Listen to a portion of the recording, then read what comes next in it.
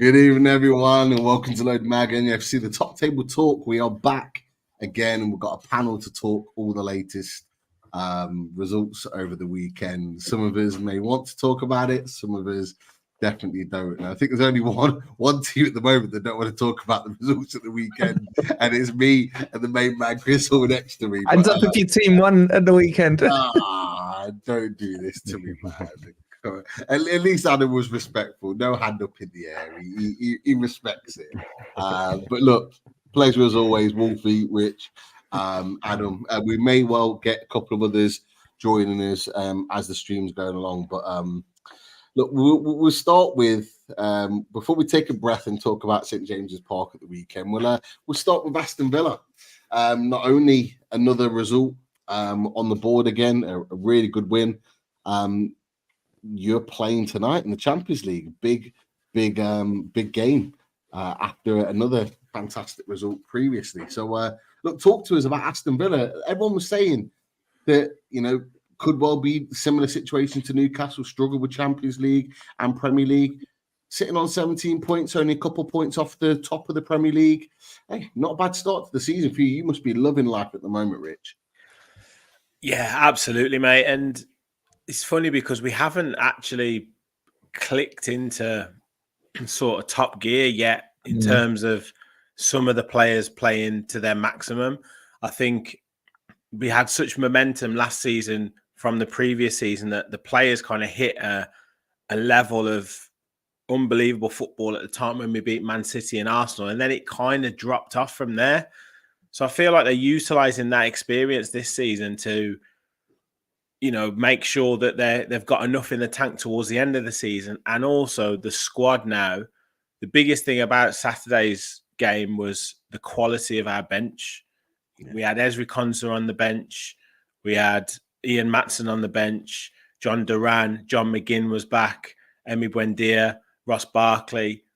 The quality on the bench is just crazy at the minute. And that just gives Emery so much more to play with, in the fact that tonight's game, we've now rotated. We've brought Matson in for Luca Dean. We brought John Duran in for Ollie Watkins. We brought John McGinn in for Jacob Ramsey. So you're looking at these players coming in now, and there's no drop-off in quality at the minute. And that's something that we're really buzzing about. And yeah, great result on Saturday. Ollie Watkins with another goal. Morgan Rogers absolutely flying at the minute. So I can't say anything else. It's just brilliant, and to be 2 wins out of 2 in the Champions League. Yes, tonight is we don't know what we're coming up with. We're just buzzing still to be in it, involved, and to pick up 6 points already and be in this position. Even if we drop a couple of results here or there, we've still got a really, really good chance of getting through to the next stage. So yeah, it's brilliant. Definitely. And look, the way obviously you started the season well. What are your hopes for the rest of this season? Are you expecting to be fighting for the Champions League this season? Do you think at some point it may take its toll? Confidence must be high. You must be aiming high at the moment. But what is your aim as an Aston Villa fan right now? I mean, I said 5th at the start of in the predictions, and whether that qualifies for a Champions League spot or not, we'll see. But I said 5th just off the back of I didn't quite know what to expect. But if we can keep clear of injuries and keep this, this professionalism and keep the momentum going later on into the season, like I said, I felt that we were running on empty in the sort of April, May, and we got that result against Arsenal, and that's what got us over the line with qualifying for the Champions League in 4th spot. But if we could learn from that and we keep players fit and we rotate the squad really well, then mate, I think we can challenge for 3rd even. I'm not going to say 1st or 2nd, but I think we can certainly look at pushing for 3rd place in the league. Absolutely. But are you in a title race, Rich? At the moment, yeah. Good man. Good answer. Yeah. Confidence, I like it. The big test comes in the next, after this week, after Bournemouth, we've got Tottenham away, Bruges away and Liverpool away before the next international break. If we can pick up 4 points from top Liverpool, I think we are well in the title race. Obviously, if we get beat on those 2 games, then I think we're looking at that pushing for that 4th spot. But if we can pick up 2 decent results in those 2 games, I think we're well in with the title race. Interesting. I want to get some thoughts from around the board really quickly. Aston Villa, Chris, I'll come to you. Got to be impressed with what they're doing at the moment. And Richie's saying in the title race, what do you make of it? Yeah, do you know what? I think he's right to have his chest out, isn't he? Because at the end of the day, that's exactly where they are at this present moment. I mean, I'll be honest. At the start of the season, I hadn't written Villa off, but I wasn't as enthusiastic as some people in regards to Villa, because I thought they'd struggle with the Champions League. Genuinely, I did. Now I know it's still very early stages, and there's still lots of games to be played. But I tell you what, though, on the subject of Champions League, Villa have put themselves in a really good position, because if they go and win again tonight, at home, who is it you've got? Is it Bologna, Rich? Bologna. Yeah, Bologna. Yeah. Go and beat Bologna tonight. You put yourselves in a fantastic position to progress. If it's not already all but assured, because you've won the previous 2, haven't you? Is that right? Yeah, there's 8 games in this league phase, so you play 4 different teams at home and 4 different teams away. So we've got Bologna tonight, we've got Bruges next, and then we've got Juventus and Leipzig before Christmas. Then after Christmas, we've got Monaco and Celtic.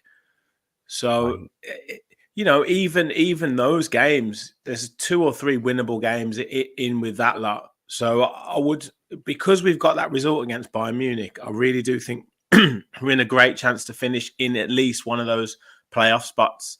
If we can pick up 2 or 3 wins, then I think we can really push to qualify for that top 8.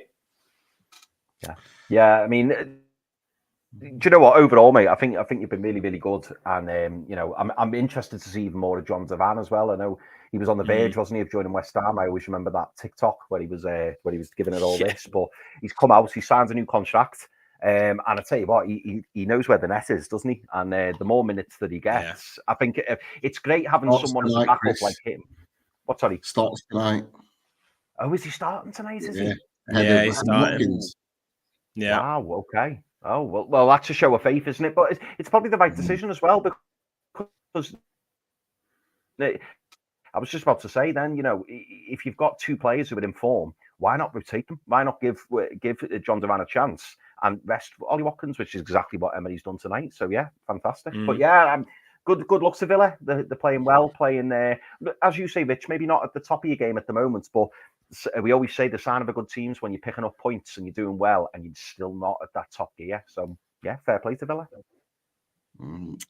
I'll come to you, Adam. Ryan's in the chat, another Brighton fan, battling for the Champions League spots. Do you see Villa being up there? I think we're all the rest of us are in agreement that I think they will be up there this season. What have you made of Villa? And then equally, do you see yourselves being in that position? I'll answer the second one first. No, I don't know. I don't know. We're not going to be in the Champions League spot. I'm not that delirious at the moment. We've look, there's been some fortunate results. I think this last weekend we'll talk about probably in more detail. It was a fortunate result. Yeah, we'll see what happens over the course of the next couple of months with us. But things are looking great right now. But on Villa, I think you guys will be good this season. But having said that, like, you've had a really easy set of fixtures so far, right, Rich? No. From in the Premier League. Wolfie, what are you looking at then? Because the only challenges that they've really had so far, Arsenal lost. Man United should have won that game. Should have won that game, to be fair, against Arsenal. Watkins missed a couple of absolute sitters, but yeah, that's football, though, to be honest, yeah. Well, I know Pete and yeah, that'll be tough. But yeah, to be fair, that's probably been our best performance of the season, right? But it's been like, I mean, you've played nearly every side in the bottom, 7 of the table, bar maybe Palace and Southampton, I think, right? So you had West Ham. What about Fulham that they just beat? Everton, Wolves, Ipswich. So yeah, Fulham is the only side outside of that bottom set of teams that they've picked up 3 points against. So I think Villa are going to be good. I like you said, Rich, we haven't really seen it yet. I think they will come good. Quality coach, quality players. As Chris said, picking up points and scoring goals when otherwise maybe you shouldn't have done. And I think Villa will be good come the end of the season. We just haven't seen it yet. But the same accusation was thrown at Liverpool before last weekend, and people are shutting up now after that. Sound fair?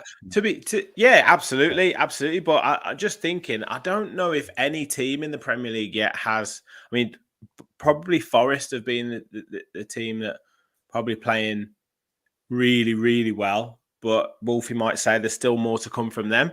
I don't know any team that is absolutely flying at the moment all for the season. Like, because we've had these international breaks, it's kind of a team gets a little bit of rhythm, and then all of a sudden we've got an international break, and then there's a few dodgy results, i.e. Bournemouth beating Arsenal. So I don't know if any team yet has hit the heights that they would hope to be hitting, probably sort of towards the end of November, going into December. So then that's when we'll really see, like Adam says. But Rich, that's making it really interesting, because any team now that wins 2 in a row suddenly jumps up, 4, 5, maybe even 6 places in the league. Yeah. It's feeling a bit like a championship table. And boy, do I know what those are like. You put a little string together and suddenly, you fly up the table. But I think Adam's being harsh on who you've played. All these teams are hard. All of them. All these teams have picked up some strange result at some point this season. The ones you played. And don't downplay Fulham at Craven Cottage. It's a tough game. I didn't. I'm not saying, I'm just in general. I'm just saying they've had, there is, yes, they're not, purring, but exactly as Rich said, no one is at the moment. No one is. And we want it that way. You don't want the breakaway, you want every game to be competitive and worth watching, even as a neutral. So I've got nothing but respect for Villa. They're doing fantastic. And look where they were. This isn't a pop at Brighton. Everyone says do the Brighton model. I say do the Villa model. The Villa model, 17th under what's his face, Gerrard. And look where you are now, man. Night and day. That's the model you want. Keep going, man. Keep going. Our fellow Midlands representation. Love it. The model is spend about 200+ million. That is the model. Which is what you did. That's the trick. Exactly. That's what I'm saying. That's the model. Unfortunately, the model is just spend a shitload of money. Well, the interesting, sorry, Pete. The interesting thing is and look, sometimes I'm conflicted with this. Sometimes I like to fly under the radar, and sometimes I like to maybe get a bit of credit. But it's interesting that all of the pundits, all of the media is like, oh, it's a three horse title race, and just kind of discounting that Aston Villa are in 4th on the same points as Arsenal, which is a little bit, and I think it was only Ali McCoy that said, let them say it. They know nothing. No, I get it. I get it. I don't mind being under the radar, but it's just funny when, what are they going to say if Villa beat Bournemouth on Saturday and then Arsenal get beaten from Liverpool? Is it then just a 2-horse race, or a Villa then invited to the party? It's just interesting to know. Mate, we saw it with Leicester. Leicester pulled clear, and they're still saying, Spurs and Arsenal will catch them. Well, who ended up winning that one, They don't know nothing. Pardee's come out today saying Forest are in a false position. What does he know? That's why he's jobless. So these pundits know nothing. Well, it's an interesting one. I was going to say before, because there's already a gap starting to emerge. Obviously, Villa being in 4th to Tottenham in 7th. There's like 4-point gap already. So it's already starting to create a little bit of a gap between those top teams in the top sort of 4 and everybody else. And it's going to be interesting the next few games, because a lot of teams around each other are playing each other. We played Chelsea, for example, on Sunday. There's other teams going to be playing each other in the games coming up. So there is an opportunity for the teams near the top 2 break away. It'll be interesting to see if that happens. But look, Villa are flying. We're going to keep an eye on this. Rich, going to keep coming back to you week in, week out to get a little bit of an update of all things Aston Villa. Looking strong right now, and fair play to you, because it's hard. It's hard for me to say as a Newcastle fan, but you're doing what I kind of wanted us to do. and what I kind of expected us to do. And let's not kind of beat around the bush. The fact that we had the type of takeover that we did, I think everybody expected us to do what you guys are doing. But and this is no disrespect to you at all. It's almost like us going first and you seeing what we've done.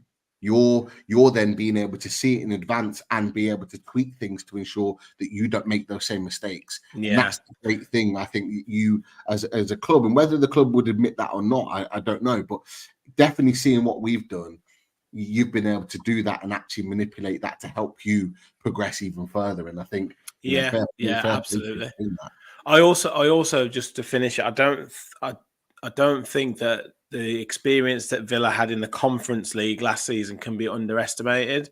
Like you guys just qualified straight for the Champions League and then had to go in all guns blazing.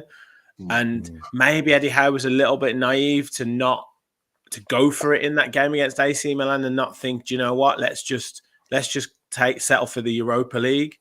But that's obviously in hindsight. But Villa in the Conference League last season, to get to that semi-final, to manage the games that we had to manage, and we had some tough teams to play. We played Ajax, we played Lille, we played Olympiacos. So we had some tough games last season. Yeah, exactly. And that's kind of set the players off in good stead for this season, because you could see right at the start of last season, even in the Conference League, the nerves were there for Villa. We lost our first game in that group stage. We then had to win in the last minute. And then we started to get a bit more confidence of playing in Europe, and that set us up nicely for going into this season in the Champions League. Rich, you got Emery as well. Don't underplay what he knows. European football. 100%. That for me is the main difference between Eddie Howe when he did it with Newcastle and Villa now. His experience is ridiculous in Europe. So I think that's a big plus for you guys. Yeah, definitely.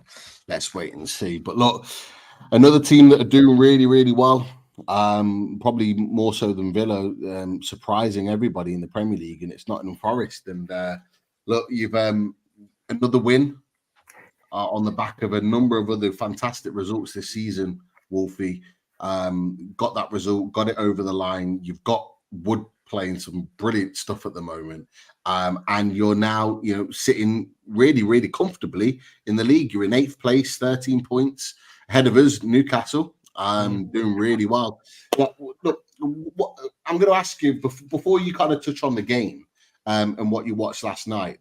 What are your aspirations? Because I'm hearing a lot of different things from Nottingham Forest fans in different circles, in different corners of the fan base. Some of you are on a European charge. Some of you are quite happy with where you are. Some of you just want to stay in the Premier League. Like, what are your aspirations this season, mate? Because you're doing some great stuff at the moment.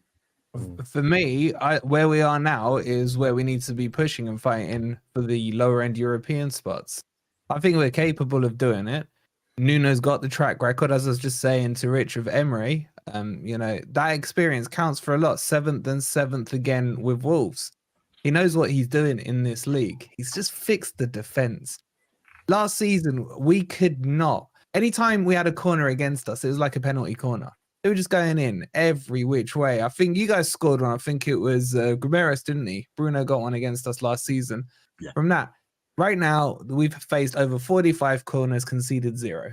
It's night and day because we brought Milenkovic in and Nuno sorted that out. I think we can push for Europe. Look, will it fade? Maybe. But right now, you got to go on what I'm seeing on the pitch. And I'm seeing the meanest defense in the league. For me, the best 2 centre-back pairing in the league. I don't care what anyone says about Saliba and Gabriel. Milenkovic and Moreno are just stretch even for you, mate. But yeah, we'll go with it. It's not a stretch even for you. How's it a stretch? They've conceded less goals than Arsenal, who are deemed to be a more attacking team, who would face less attacking threats, and they've conceded less. So surely by you wouldn't trade those 2 players for Saliba and tomorrow. Nope. No. Nope. Okay. I mean, Saliba's suspended for a start, so he'd be useless to us. But no, honestly, I wouldn't. There are players I would take from the Arsenal team, but I would not be replacing our back 2. And the one player as well I'd add to that list, Elliot Anderson. What the hell were you guys thinking? This kid is unreal. Don't do it. He's unreal. I'm not saying it to rub it in. I'm saying it as a thank you. Okay. This guy yesterday controlled the game. I can't believe you put him in the old PSR party. Unreal. Honestly, I get why you guys called him the Geordie Maradona and what have you. He's unbelievable. He's so confident. His work rates are ridiculous. He's skillful on the ball, a great dribbler. I think once he gets a goal or two under his belt, you're just going to see his confidence rise and rise. He's had such a huge impact on the team. He got to play in that 10 position that he's been screaming about yesterday because Gibbs White was suspended. And honestly, he was fantastic. Fantastic. First 30 minutes of that first half he controlled, and I think the last 20 minutes of the game he controlled as well. So thank you so much for him. And, you know, the Geordie boys are doing well. Chris Wood, as you mentioned, can't stop scoring. It's unreal now. I hated you lot when we signed Chris Wood because he was useless until Nuno came in. But now he's just, I used to call him Deadwood. He's now Firewood right now, man. It's just unreal. So I'm riding the wave, bro. Yeah. Can we talk about Shelby? Just to make us feel a bit better. I was going to bring it up as well. I'm so glad you did it. If you want to talk about Shelby, I have to bring up Vladimir. Wait, no. They're one and the same. They're one and the same. But yeah, you know, it's. I just honestly, I can't speak highly enough of Anderson. And thank you. Yes, I'm welcome. Indeed, we are all welcome for him. And the whole thing is, it wasn't 35 million, was it? We know we're talking between 12 and 15 million for Anderson. Absolute pennies for that quality. He'll be the next Forest player to play for England, in my opinion, the way he's going, boys. Yeah, I think what William Smith, it's a bit too soon. It's still raw. Not willing to have that conversation. Ultimately, look, we know as Newcastle United fans, as much as it pains us that he's doing well, and we always expected he was going to at some point. It's a case of, look, we had to. It's one of these that we've talked about, Chris. It was either an Elliot Anderson or it was an Anthony Gordon, and when you kind of weigh that up with the fact that Anthony Gordon's just signed a new contract for us today, like literally within the last few hours, like when you weigh it up, when you look at it that way, it's a no-brainer.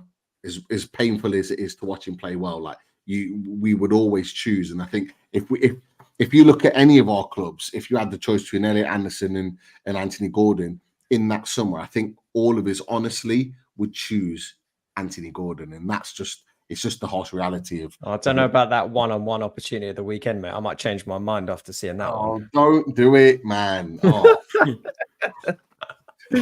I had to. I'll only do one. That's it. Yeah, that's painful. But look, Forest are doing some really, really good stuff at the moment. What are your next few games looking like? We got. This is the thing. We can be 5th on Friday. So we got Leicester before everyone else plays. We beat Leicester, we go 5th. And then we got West Ham, who are in the mud. So these next 2 games are key for Forest. I've said this is a big week for us. Getting us up to 5th would be amazing, you know?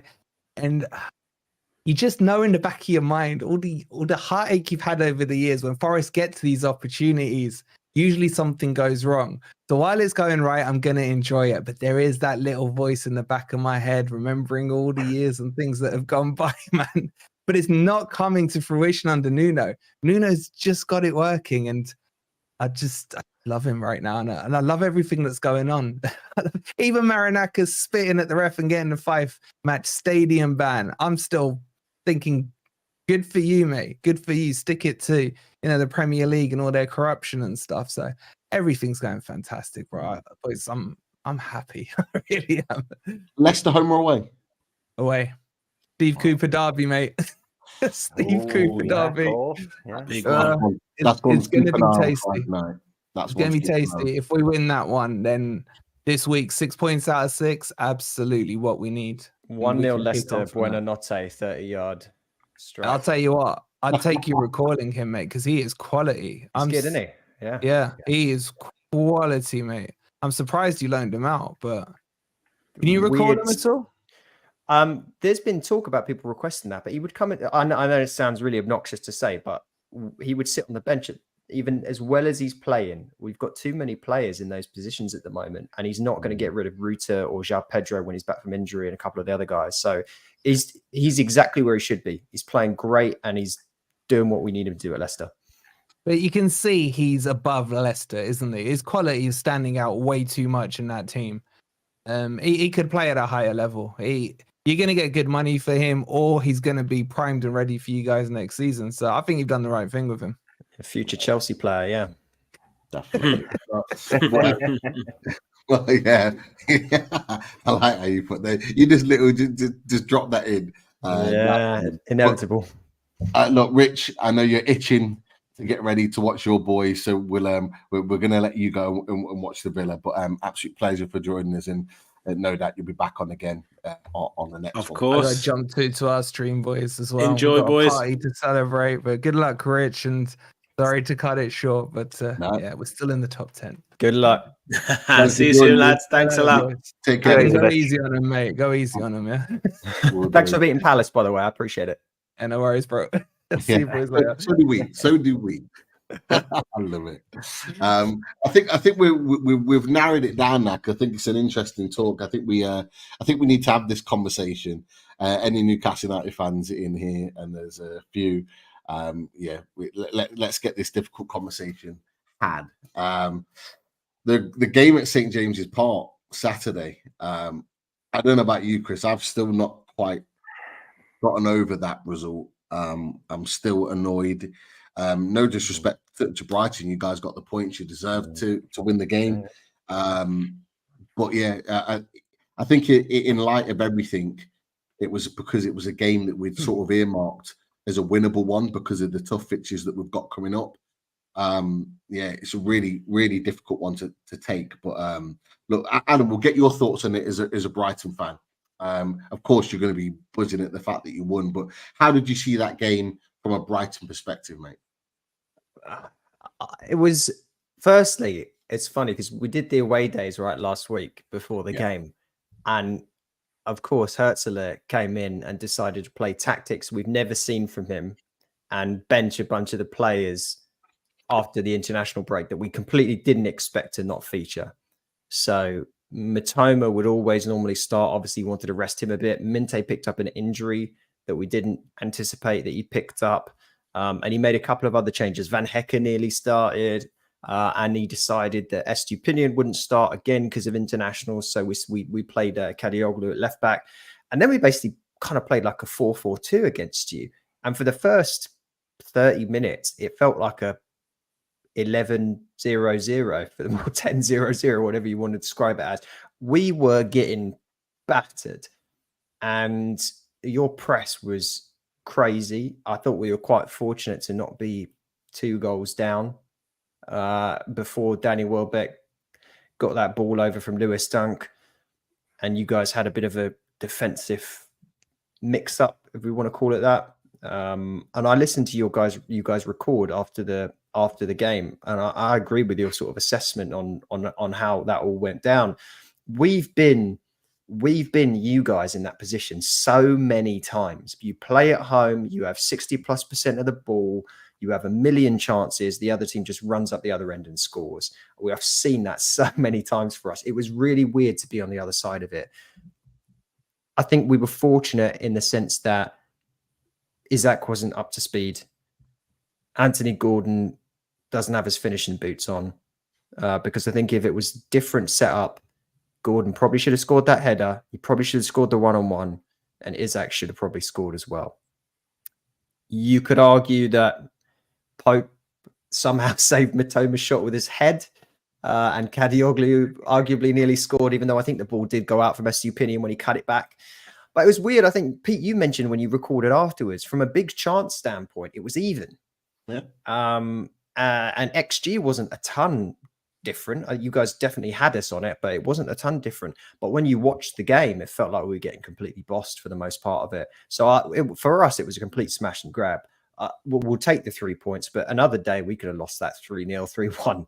Yeah. The XG 2.02 for Newcastle, 1.12 for Brighton. Big chances, 4 each.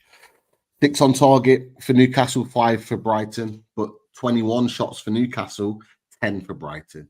And so that was kind of my argument, is that although a lot of fans, and quite rightly so from their perspective, saying, we had so many more chances, the stats are all there.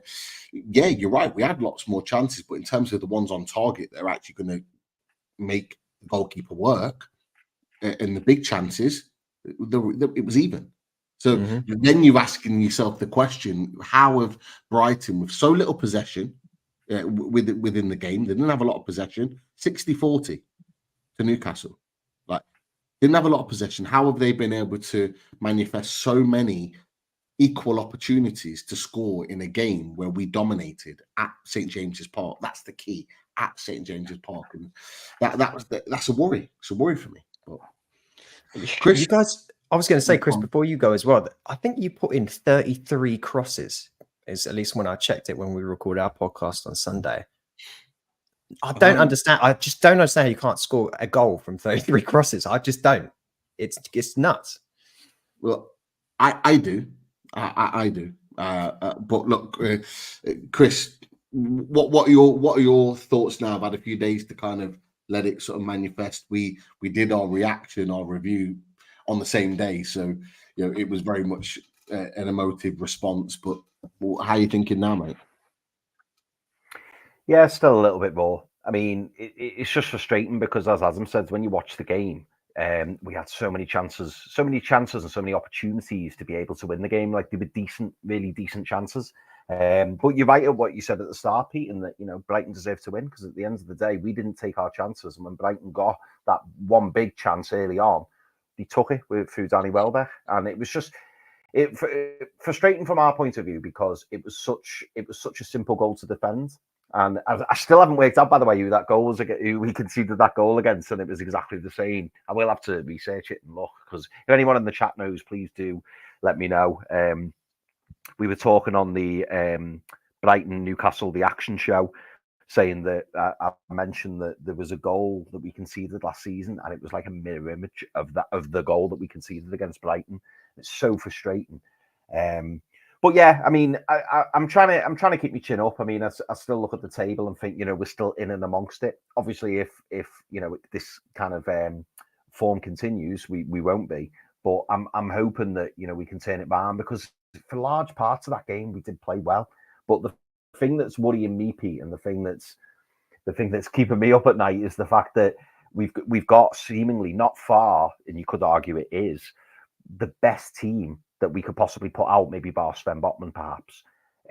But that's a defensive. That's a player that we're missing defensively going forward. There's no reason, there's no excuses now. We've got the midfield three that we've been crying out for. We've got Bruno, Joe Linton, Sandro Tonali. We've got Gordon on the left, Murphy on the right, Isak through the middle. And we still don't look like scoring. Alexander Isak, I'm hoping, he was a little bit rusty from, obviously, he spent a bit of time out with that broken toe, but really, we've got to get him fit and firing. He needs to start scoring the goals, because unfortunately, you're looking at elsewhere on the pitch, and all of a sudden you're thinking, do you know what? Whilst we're looking more like ourselves, we're not looking like the team that we know we're capable of being. Like, I remember watching the game at the weekend and thinking, do you know what? When we were in full flow and we were flying, a bit like we were at times versus Brighton, we looked like we could score goals all over the pitch. We don't look like that now. We just don't. You're not looking at Bruno making late runs into the box, Joe Linton getting on the end of something, Murphy hitting them from 35 yards. It just doesn't look like that. So whilst we've much improved from where we were at the start of the season, where we were picking up results, but we weren't playing particularly well, we're now playing well.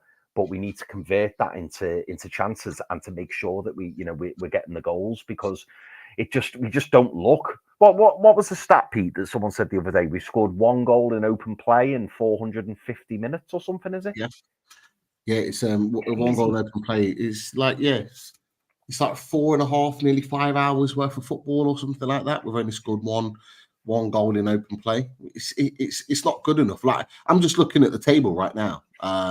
And we are actually third best for goals conceded in the whole league. We're third best. Mad. And that feeds into what you're saying about the only really first team ready player is Sven Botman. Well, Yeah. but at this rate, we don't necessarily need massive defensive changes. You're looking at it. So, okay, Liverpool are well out above everyone else. They've only conceded 3, which is fantastic after 8 games.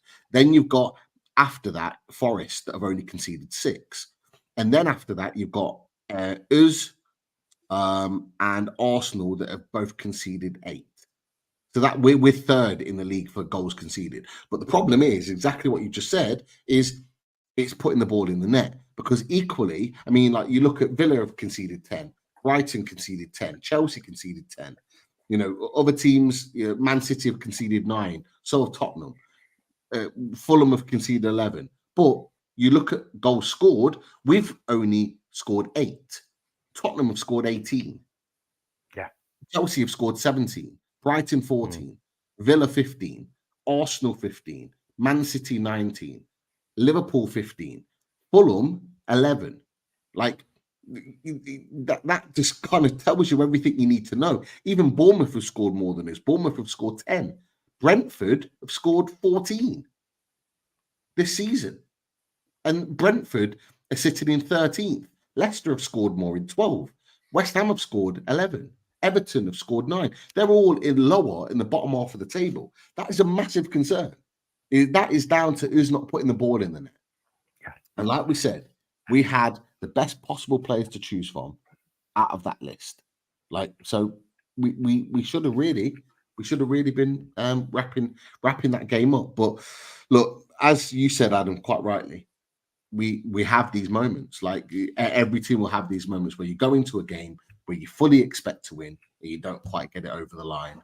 And it's almost like I think you referred to it when you messaged me, you referred to it as a bit of a smash and grab. And that's kind of how it is. Like we've done it to teams before, but it seems like we're doing the same, or we're receiving the same on the back of that. But yeah, Adam, just before we come to Brighton, where do you see where do you see from what you've looked at Newcastle now? Where do you see us moving forward? You know, what are your expectations as an outsider of Newcastle United this season, having seen what you've seen in the last 8 or 9 games? I don't. Well, firstly, obviously, Isak being out for a little while has obviously not helped the goal scoring piece, and it was very clear. Like there was a couple of his opportunities at the weekend where I vividly remember him taking 3 touches when he only needed to take 1, or even 4 touches, and you're just thinking, "Come on, mate, you need to just hit that." Like as soon as he got the ball, I thought, "Oh God, that's going in," and he just like danced around with it. Oh, you could have done a lot better with that. So he's obviously got to find his form. We talked about Gordon. I was so happy whenever Jacob Murphy got the ball. No goal threat to Brighton, in my opinion. So I wasn't nervous whenever he got the ball. His tracking back was quite good, though. He did a decent job there from what I could see. That midfield grouping, though, that you have, we talked about this on the episode last week, right? Some of the one-touch passing, I can't even remember who it was. I think it was Bruno or Tonali. There was just a through ball that came where it was a little 1-2 and then he played it through. I think it was for an Isak chance. World-class football. You've got no worries there. And the fact is, if someone's in form, you just tap that in. You've created the chance. You created the chance from nothing and you've broken down basically 10 men behind the ball for the most part, which is what it was. If you can figure the goal scorer out, as you've said, the defense is fine. Like, yeah, you're missing a really high quality defender, but that doesn't seem to be troubling you too much. But yeah, I mean, it is a worry when a quarter of your goals this season have come against the worst defensive team in the league, who barely have central defenders in Wolves. It's troublesome. I don't know whether there's enough of a plan B, and I'd be interested in your thoughts on this, if Isak isn't in form or he's injured. Because it seems like obviously Wilson's not being involved. I know he gets injured fairly often as well, doesn't he? Who else comes in? Well, because you play Gordon up top against Everton, right? And we've seen what that's looking like. Pete, on that note, I'm gonna throw this question in from I Like Coffee, and he says, "What are your thoughts on Asula?" But there's the fair choice. Yeah, but we signed him from Sheffield United, 21-year-old at the time, was about to be unleashed at Sheffield United in the Championship and had a good pre-season. Spent, 10, 12 million on him, however much it is, rising to 15. And he's only played against MK Dons, not MK Dons, sorry, like AFC Wimbledon in the Carabao Cup. Like, that's the only game that he started. He's come off the bench. They brought him off the bench with about 8-9 minutes to go on Saturday. But they haven't really given him a chance. But the problem is that we haven't got an alternative. Like Wilson, there was rumours he was going to be potentially fit for the weekend to be on the bench. They decided against it. We're now hearing news today that he might not even be ready for Chelsea. It's like, when are we ever going to actually have him back? Like, we don't know. So your point is absolutely valid. And I'm going to be honest, and Chris, feel free to chip in with this. Like, Alexander Isak has his fair share of injuries too. He's got his own injury history. As good as he is, he's not always fit to play every single game. Like I said, he's had that broken toe, but he's had previous injuries. That he had a thigh injury after 2 games when he first signed, and he was out for God knows how many months off the back of that. Yeah, he has his own issues, and I just think that the squad is really unbalanced at the moment, and I'm a little bit concerned that we're going to let this first half of the season slip. We're going to go and invest, but then we're going to have it all to do in the second half of the season to try and salvage it. We almost kind of did that to a point last season, but injuries were the reason for that. There's not enough of significant injuries to use as an excuse anymore. We have to put those results on the board, and it has to start on Sunday. And it's a weird one because we're away at Chelsea, got a horrible record at Stamford Bridge, but because we lost the game like we did on Saturday and we didn't win against Everton and we didn't win against Fulham, it's now these games are like, you have to get points on the board. You cannot afford to lose any of these games anymore. And I'm not saying we need to go and win 2-3-0 at Stamford Bridge, but we certainly can't lose. We have to put points on the board, even in these more difficult games. And that adds pressure. We're adding pressure onto ourselves because we haven't won the games or got the points when we should have. If it helps, we were having similar conversations after playing Ipswich and Forest at home and not being able to beat either of them. If you'd have told me of the next 4 games you're playing, you'll get 6 points against Spurs and away at Newcastle and 2 points from the other 2 at home, I'd have said you're insane.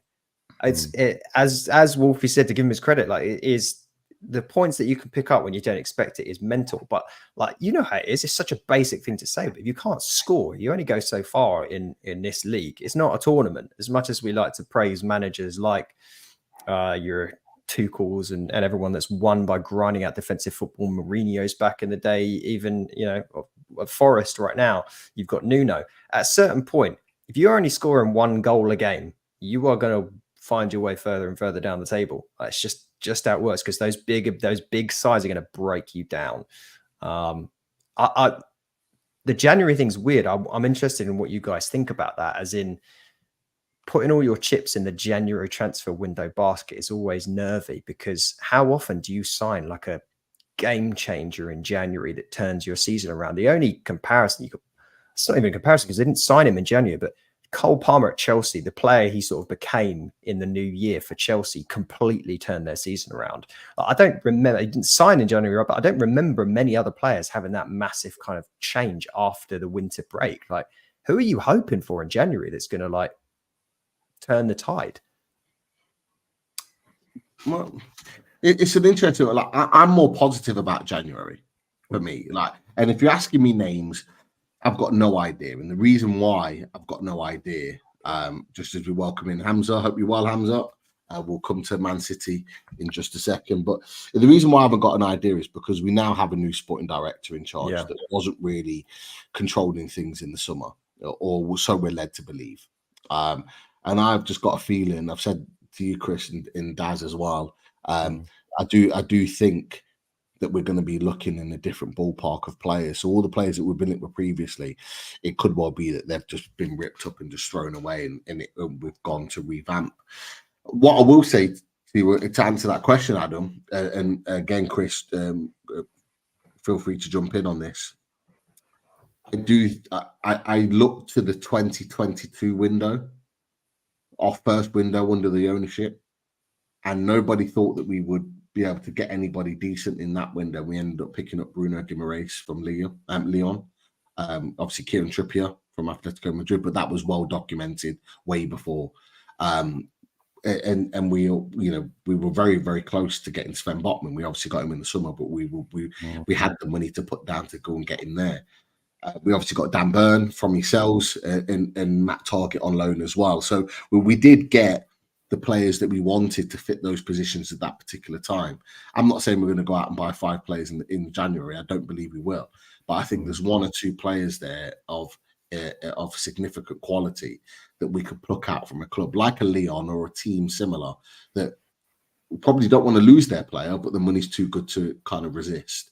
And the reason why I say that is because I do think we may well be looking more in Europe rather than in this country, which is what Eddie Howe's done quite a lot recently.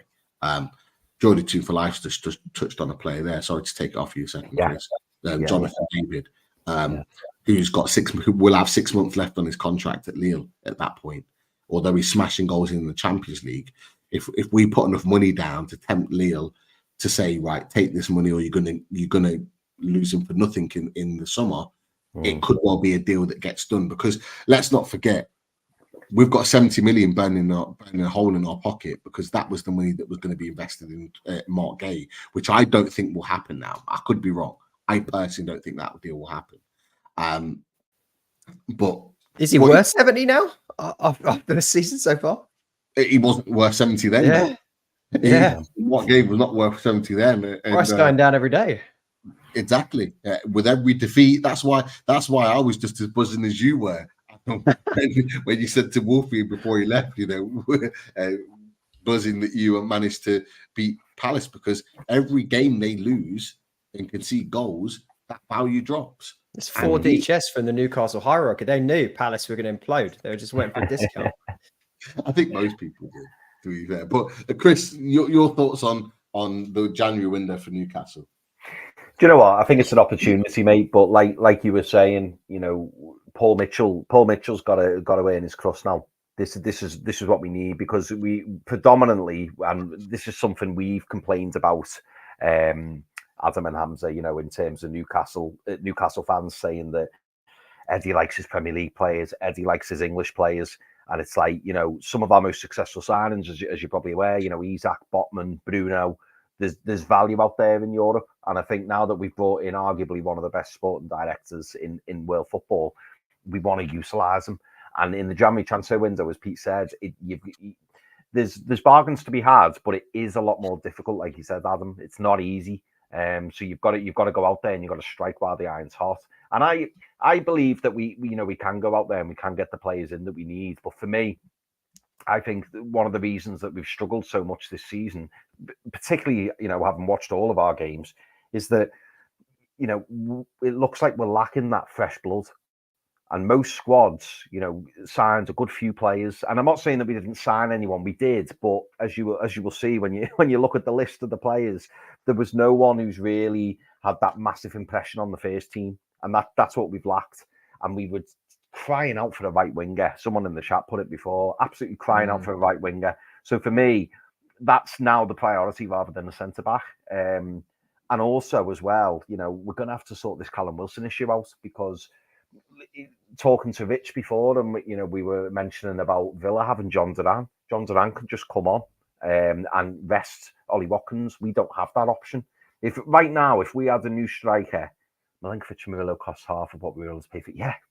Yeah, mate. We were talking about Milinkovic. We were talking about Milinkovic, weren't we? We also talked about Murillo as well last season. Yeah, we did. He cost 10 million. He cost 10 million. Now he ain't leaving Forest for any less than 50. He's just not. I mean, how much they pay for Milinkovic? 12? Oh, it's something stupid, like 12, 15 million. Something stupid. It's crazy. But he had the pedigree. He had the pedigree. You guys are never going to get a bargain on a English young central defender who just came off of a successful like tournament Euros. campaign. Like it's just Yeah. you're never gonna like No. it's gonna cost you an arm and a It leg. was Adam, it was a statement signing. That's what they wanted. There were, Yeah. it wasn't even about necessarily the money. It was just about getting somebody that has performed so well at the Euros, who's in the England squad, and bringing him to Newcastle United. It was like, wow, they've been able to pull that top, arguably England's best performing player, and go, you're coming to Newcastle. That's what it was about. It wasn't even about necessarily the money, because Milenkovic was free. He was there. Murillo was available even in the summer. I think if we'd have put enough money down, we could have got Murillo for less than what we were even putting down for Gay. In my opinion, I think it'd be more difficult now, but we could have, and we'd have been in a far different situation. But you look at that. I mean, this is the thing: Murillo from Brazil and Milenkovic from Fiorentina for what, 22 million, like combined. That's why Paul Mitchell, I believe, will go to the European market, because you'll be able to pick up a player like that, whether they've got 6 months, 12 months, 18 months left on their contract, playing well at a team that's in Europe or not. We'll be able to pluck out a player like that, and he's got his contacts from France, from Germany, and that's for us with our PSR situation. That is the solution. It has to be moving forward. We can't be in another situation like this with Mark Gay again. We just can't. But how much would Draguzin cost, Pete? Well, we were linked with him before we went to Tottenham, because they were linked with him a lot heavier than we were, but we were linked with him at the time. And I think they paid about anywhere between 25 and 30 for him overall. Might have even been in the middle of that they paid for him. Now, he hasn't played a lot of football and wants to leave by all accounts. You're probably looking at around a similar mark, maybe 25 million. The big question you've got to ask yourself is Daniel Levy going to want to sell to Newcastle? Yeah. He's not. He doesn't like dealing with Newcastle, particularly with the new ownership. So for me, that deal's out the head. And I'm honestly, guys, I'm not looking at Newcastle United signing anyone in the Premier League. They may well, and they may surprise me. I'm not looking at him signing anyone in England for the reasons that we've had and the issues that we had with Mark Gay and others trying to get them out the door. But Hamza, before I bring you in with regards to Man City, what are your thoughts on Newcastle and Brighton? We're just talking about this game. Obviously, you know, the stats say or did suggest that Newcastle should have won the game. Obviously, Brighton got the all-important goal. How are you seeing it? Yeah, I think, it surprised me because Newcastle at home, and they're very difficult to beat at home. They played well against City, but then they lost to Brighton. And to me, Newcastle need to push up now. It's time to start taking that step. And I think they've got the money, obviously, to make, but it's making the right buy, the right signing. You need 2-3 signings, and I think you can change your whole squad. Like, in terms of, you definitely need a striker. Yeah, another striker. But then I feel sorry for you. Your 2 strikers have been injured, is it? Yeah. Yeah, 2. You're so unlucky there. Yeah. So unlucky completely. And then with us, if you had one of those strikers, you probably win the game. And then another attacking player, like, I think a playmaker would be good. A playmaker just to sit there creating deadly chances. You know, like Arsenal have got Odegaard, we've got KDB.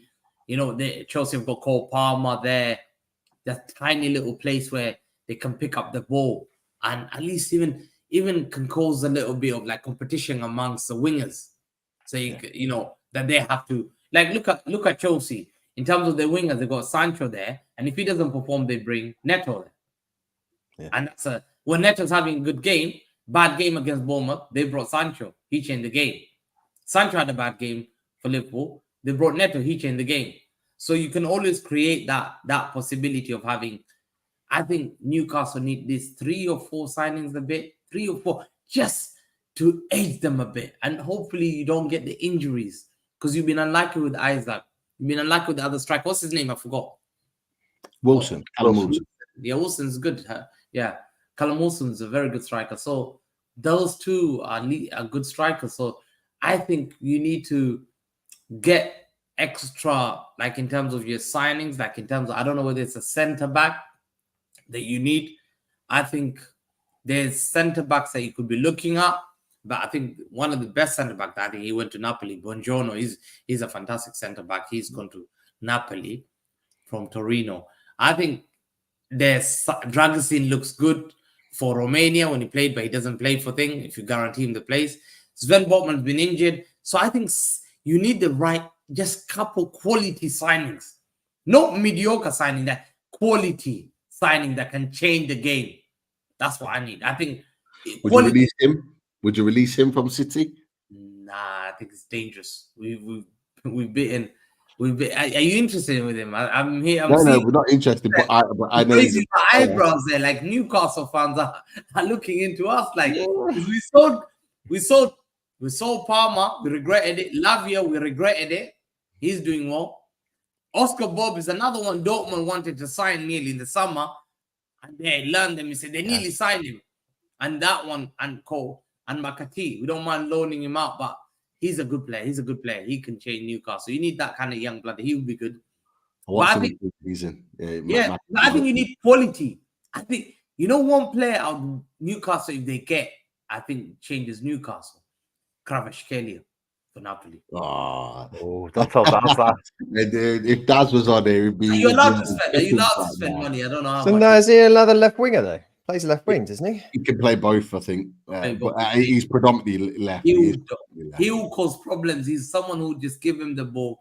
He dominates. It's about 100 million, I think, isn't he?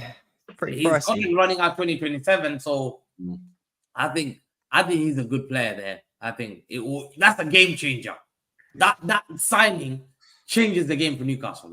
That obviously 85 million, but I don't know whether they'll spend that kind of money or go to Spain and try and look for a young attacking player, or look at Sporting Lisbon, how they're doing very, very well. You could go there and sign player like that Sporting Lisbon. Not a striker, but their midfielder. Joyland, he's like 24. He's got 70 or 65 million release flows. He's a fantastic midfielder. He played well for Denmark. I played Declan Rice. He's a fighter. He runs around the pitch. Typical Newcastle type of player. He's a Sporting Lisbon, and they're doing very well. So Oscar Bob, no way. If we lose him, it's a big blow. No, we will not. We were linked with him in the summer as well. I know Dortmund were linked with him, but so were we. So I think that kind of signing, like two signings like that, Højlund, that one would be good. Who's your midfielder? And I think he's a nonsense midfielder. He breaks play and allows Bruno to go and play up a bit like an 8-10 there. And he gives that, hard to beat team. If you had him, Joe Linton, and Bruno, we just tough midfield to go past. So to have like that nonsense midfield that we're gonna play very well here. So to me, that's a signing 60 million, and Kvaratskhelia changes everything at Newcastle. Imagine Kvaratskhelia and Isaac and Callum Wilson. Oh my God. I think you're back. I think those are the signing. Don't spend 20 million there and 15 million this. I think you need quality signings to take it. Well, you certainly excited the Newcastle fan base talking about some of those players. I think we're already looking forward to January already, mate. That's for sure. But look, we have to finish this on Man City. Arsenal slip up. Liverpool look like they're the ones stepping up top of the league currently. You got to be confident now, because everyone said Arsenal were going to be your rivals this season. They're slipping up. I saw your video you put out after the game. I love it. I love it, man. Keep up those videos. They absolutely make me cry every time. But yeah, you got to be confident, even without Rodri. Even without De Bruyne, still getting wins. Tough win, last minute winner, but they all count. You got to be confident that you could be looking at 5 in a row, right? Absolutely. I think, listen, City, we know that we're a little weaker. We're weaker by not having Rodri. It's a massive blow. But I think the thing that impresses me about City is just that when you win 1, 2 Premier League, 3. A lot of clubs, the players lose that motivation. But Pep has instilled that on them. Like, I'm here to win. And if anyone's not part of my project, you can leave. And he did that to Cancelo. Yeah, you can leave. And to go, we often play poorly at the beginning. But this game, before our game, when Arsenal played, and they played Bournemouth, everyone thought Arsenal will win, and I thought they're going to win. As soon as I saw that sent off, I was happy. I said, listen, I'm doing the watch along now. I turned on my watch along. I knew I smelled blood there. I smelled blood. And to me, that winner by Bournemouth, like, that made my day. And to go 2-0 up and to humble Arsenal fans a bit, because, you know, they were talking a lot like, oh, they've always been cheated and it's not fair that everyone's against them. This is their year. And Arteta being back, he knows that he's under huge pressure. Arteta's under huge pressure. Like, every year, you can't keep coming close and close and close and close. Because I said it before, Arsenal under pressure because you look at Xabi Alonso, went to Bayer Leverkusen, never won the league in their history.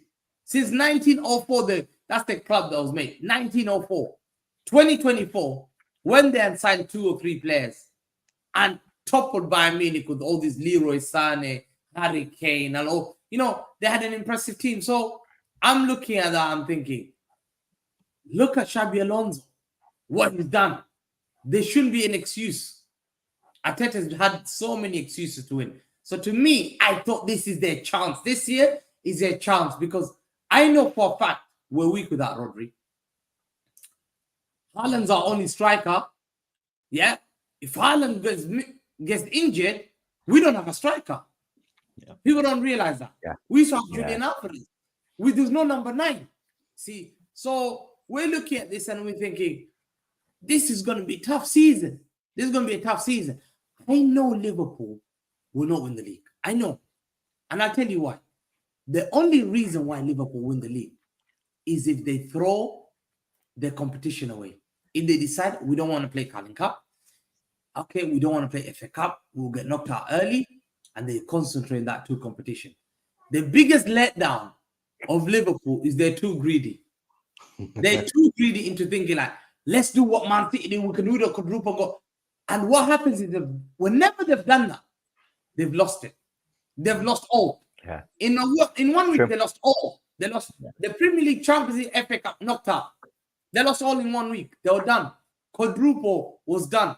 So they won a double, and they got knocked out Real Madrid, and we beat them in the Premier League to the league title. The season after that, last season, they thought they were on top of the table. They said they're going to go for quadruple. 1 to go 4 to left. United knocked them out the FA Cup. Man City won the league. And then Europa League, they got knocked out by Atlanta. See, the only way for me to see, I need Liverpool to concentrate on those trophies. Because I know they haven't got a big squad. Fair enough, they won against Chelsea. But to me, I'm thinking, I just smell Arsenal, the guys. I need to get them far behind. Yeah. Then at least I've got an enemy. It's like you're fighting 2 fights and people are punching you. I need this guy knocked out a bit on the floor so I can at least take this guy down. Because if I'm swinging and these two guys are coming for me, I'm gonna get knocked down. So I need one guy going down before I can concentrate on one guy. So to me, this weekend is a must. I'm supporting Liverpool. I need Liverpool to do a dagger on Arsenal so that at least they fall behind on that league title. I don't want it like everyone closing a gap. Who have you got? Who you got the weekend? Weekend we got Southampton at home, so that's a good one. So don't worry, I'm chilling. I'm sitting there relaxing. I'm just there. I'm there. I'm enjoying it. No matter who loses, I'm laughing. But I want Liverpool to win because I know Arsenal, once they get their players, they can be a dangerous team. So to us, that game we started was a bit frustrating, but we've got this never give up mentality. And I hate one thing about Man City. I hate one thing, Pete, about Man City. They frustrate me doing watch along. I'm doing a watch along. We're 1-0 down already. So no happiness. I don't start happy. I start with stress. And they did that. They did it against Fulham. You know, they did it. You know, this game again, before they had done it in a previous game. So I was like, I'm tired, man. I'm tired going back every time 1-0. You know, because you're thinking about equalizing. Then you think about winning it. And to me, I think City did well. I think they were patient. We're not playing this kind of fast football. When Haaland hasn't scored in 2 games, when Haaland doesn't score in 2 games, it's a massive thing. So to me, I'm seeing that we won that game today against what's the name? Wolves. Last minute header. They tried to cheat us by ruling that goal away. And no, don't even try. And then a report came out, oh, the ref on City side. And today the report has come out that City we get scrutinized more by the ref than any other team top 6. Do you know what? Do you know what I was surprised about, Hamza? And I saw Pete's tweet as well. I was surprised how many people thought that goal should have been disallowed. I thought there was nothing wrong with it. I know he's in front of the goalie, but he's bending down. And then people are going, oh, it should be disallowed. There's nothing wrong with it. Yeah. You will see that once He wasn't Newcastle blocking the keeper's view. No problem. you will see that once Newcastle keep coming up, you're gonna create enemies. Yeah. Now everyone's in the Newcastle. But once you start creeping up, people start watching and you start creating enemies. Now everyone will be looking at you. Every little decision, people want you punished. People want you duck points. People want referee to be against you. If you complain, let's say, for example, we were playing Tottenham. Referee in the last minute allowed it to be played onside. Like, play on. He said, listen, play on. He put the hands forward. Haaland took the ball, put Grealish through on goal, and then he called it back. 90 minutes, I was supposed to win that game. Yeah. And guess what everyone said? You have no right to complain. No one wants to listen. You cheat here. The only question is like, no, we don't care. Rodri handball in Everton. Rodri handball. The thing. So you know what? I see that a lot. Yeah, a lot of people thought that this is an offside goal, but there was nothing wrong with that. It was a clear onside goal. And to me, you saw they even Talk Sport live camera when Talk Sport were being told that City goal has been disallowed. You saw the presenter like he was saying, Sam Matterface. And he's there. We're listening to him. We think this guy is a fair presenter. But deep down, this guy hates us. Yeah. Did you see his face, though, when it got ruled out? Yeah. Like, he was disgusted. Like, hands on his head. Couldn't believe it. Like, it was bad. It was really bad. Absolutely. So, you know, the thing is being top of the table means more pressure on us. But I think City are just grinding results. And we hope that Kevin De Bruyne comes back. Ake comes back. Oscar Bob will be back in January, February. I hope this is the key. We can hold it out, grind out the result until January, and the signing comes. Because there's a lot of talk who's coming in signings, and they're interested in midfielder because people are looking at that midfielder saying, Pep will work out the formation, but are we going to risk without any signing? I believe that we're going to sign a player. So as soon as if we do sign the likes of Zubimendi, he's a game changer. I was going to say Zubimendi, and that'll win you the title race because Liverpool fans will be in uproar if you sign him. They will be in uproar. Absolutely. So that's the one. That's the one. I'm telling you now. I'm looking forward to that. Definitely. But look, absolute pleasure. Having you on. Thank you for coming and joining us, and thank you to everyone, all of the panel. Thank you to Adam, Brighton fan. Thank you to Wolfie, Forest fan. And thank you to Rich, Aston Villa fan. Thank you for all that was joining. Deji was going to join you. He sends his apologies. He'll be back next week. He's stuck in traffic at the moment, so he'll be back with us. But look, Top Table Talk will be back again. No doubt we'll be talking about another Man City win. Hopefully, we do something at Stamford Bridge on Sunday, so we can talk positively. And look, the way we felt this weekend as Newcastle fans, we need some positivity. No winning 4. We need to make sure we put that right very, very soon. But look, everybody, on your way out, make sure you hit the likes. If you're new to the channel, make sure you subscribe in. I've seen a few new people in the chat tonight. Great to have you. And of course, thank you for watching. Look, we'll be back tomorrow with another special, that is for sure. So keep an eye on Loaded Mag NUFC for that special. Really looking forward to that show that is that's going to be available tomorrow night. Keep an eye out on that. But until then, we are out of here. Take care, people. Speak to you soon. for you.